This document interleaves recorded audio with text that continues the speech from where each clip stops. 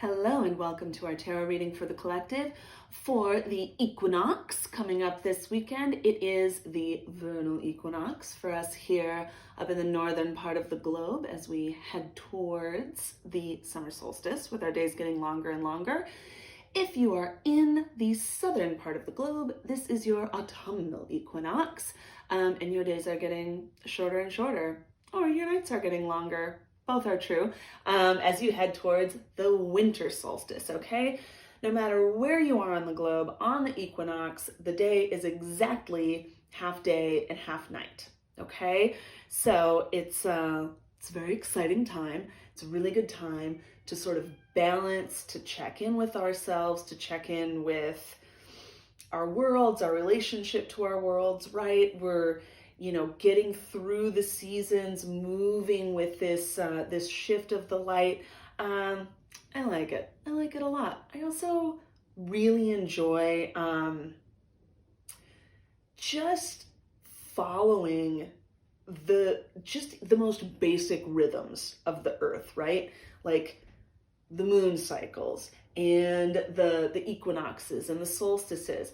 Just these little ways of tapping in to how the earth moves, right? How the earth behaves and how the moon behaves and the moon moves. It really gives us a sense of being, not only locating ourselves on this planet, in this universe, but also it gives us this sense of being connected to something that is so much larger, right? That's much larger in size, in mass, in scale, in relative time, right? All of these things. So, especially when there's a lot of extra stress now as we are moving through towards the end of the pandemic, some stress about re-entering the world on top of the stress of not being in the world. It's a lot. Let's balance it out. We've got a lot of really great stuff going on. And I will say this right from the get-go, our invitation, our very strong invitation with this spread is to move into the next season, to begin this transition into the next season. And I'll speak for the Northern Hemisphere where I am, into summer, leading with the divine feminine. Okay, the divine feminine lives in all of us. I refer to it often. I try to be a little bit more descriptive, right?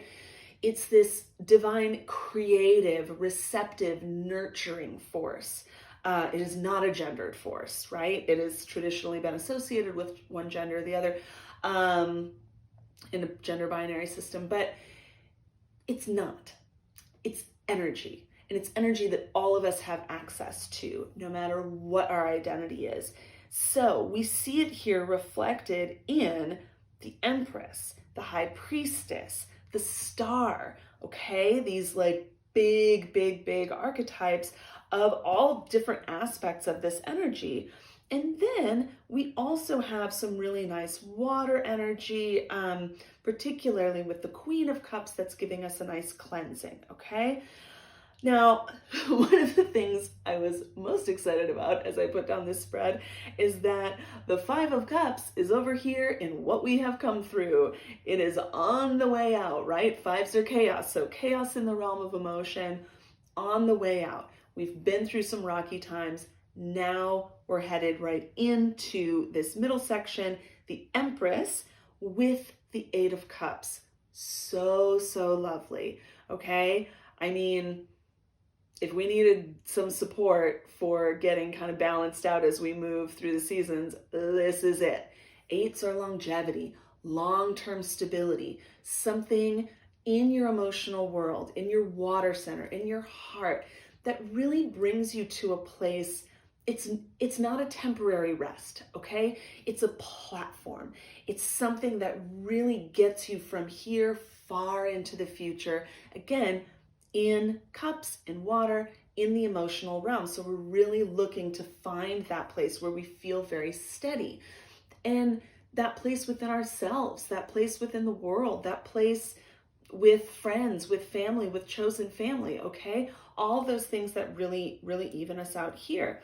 And that is held with the Empress, abundance, love, this idea of kind of, I've talked about it in past readings in terms of assuming acceptance is something that I really associate with Empress energy. Someone who, when they walk into a room, they can automatically just shower everyone and everything in it with love, because there's an assumption of love and acceptance in return. There's no questioning. There's not, it's passing over that point immediately, just assuming like, yes, we're all in this beautiful room together. We're all in this beautiful garden, right? The Empress, we talk about garden imagery a lot, and like really deciding what's going to grow in the garden, what you're going to shower your love and attention on to grow your abundance. It's a really lovely energy. And you can tap into it in a lot of different ways. But I really think that this concept of assuming acceptance, assuming love when you move through the world is, whatever, I might change my mind later, but right now, I really think of that as like the quickest way to get there, to really embody that Empress energy, okay? And up above, we've got the High Priestess. The High Priestess is in line with the Queen of Cups. So shining down on us in this super conscious position, High Priestess energy, the Empress walks in, pouring it all out, assuming acceptance, assuming love. And the High Priestess says, yes, and this is my holy space, and I can absolutely exude all of this love and, feed all of this abundance within boundaries. I can also have my boundaries. The High Priestess is a master of maintaining sacred space, right? Because the High Priestess is able to travel between worlds, right? She's very associated with Persephone, with being able to go between the worlds, into the underworld, into the overworld, all of the worlds, right? And you need really good boundaries to do that. You need a safe, sacred, set space. So that's really lovely. And that High Priestess being in line with the Queen of Cups really brings those boundaries and that sense of sacred space into, again, the realm of emotion. Queen of Cups, water of water, big rushing through, cleansing, like almost a cleansing tidal wave of feelings rushing through your body, right? With the Queen of Cups, with a lot of the Cups cards, almost all of them, you don't have to understand it. You don't have to be able to identify it. It's fine. Queen of Cups, a lot of times that card comes up, that cleansing, there's like a, you kind of feel it moving through. It almost moves you physically, but it's really there to serve you to get those emotions clear. That card is in this position that is, traditionally associated with hopes and fears, which are both, again, sort of this super conscious, this like twinkling up above kind of projection state. So, Queen of Cups, emotional cleansing, invite it in, make it hopeful, not fearful. And you know that you can make it hopeful and not fearful because you don't have to be afraid within those strong boundaries of the High Priestess. Okay? Down below, we've got the Nine of Wands in line with, oh, we thought we got away from the fives, but there's another one. This was exactly my reaction as I laid the cards down because of the order I lay them down in. I go one, oh, and then I got to another five. Five of Swords. Okay, so Five of Cups is behind us, this chaos in the realm of emotion.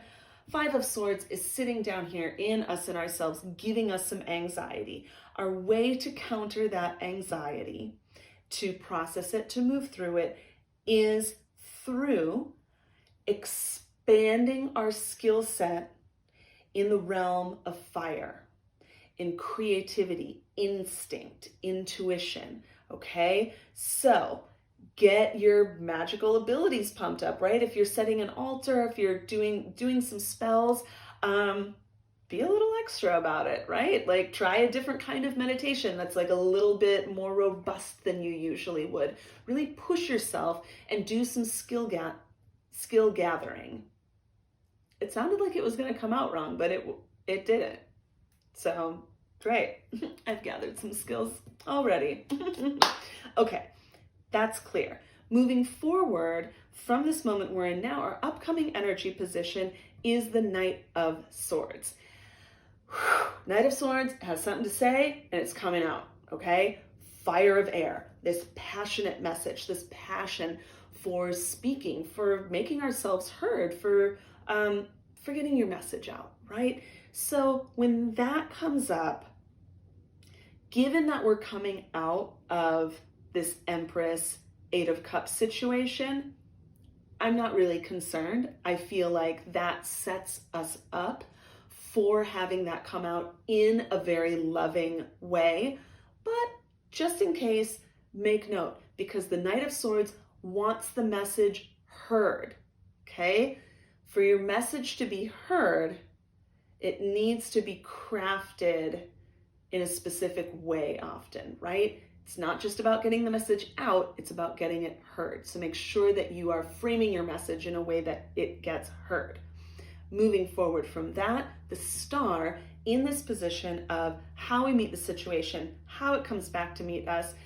This is a reading for the equinox, so I'm really seeing that as like a full season, right? Like all this, full season, like all of spring up to the summer solstice, or through fall up to the winter solstice, right? If you're on the southern hemisphere. I don't know why I keep making that noise this time, but you're welcome. It's kind of cool. The star is the absolute embodiment, encapsulation of eternal, ancient, creative, nurturing, receptive force, okay? The star is this sense that the universe is able to continue, the universe was able to begin, has always been here, will always be here because of this force. It could not go on without something pulling it along, caring for it, okay? In Elemental Power Tarot, the apothecary item that I have for the star is honey. Honey is sweet, it lasts forever, it doesn't rot, you can eat it from the thousands of years ago, right? You could still eat it, it's fine.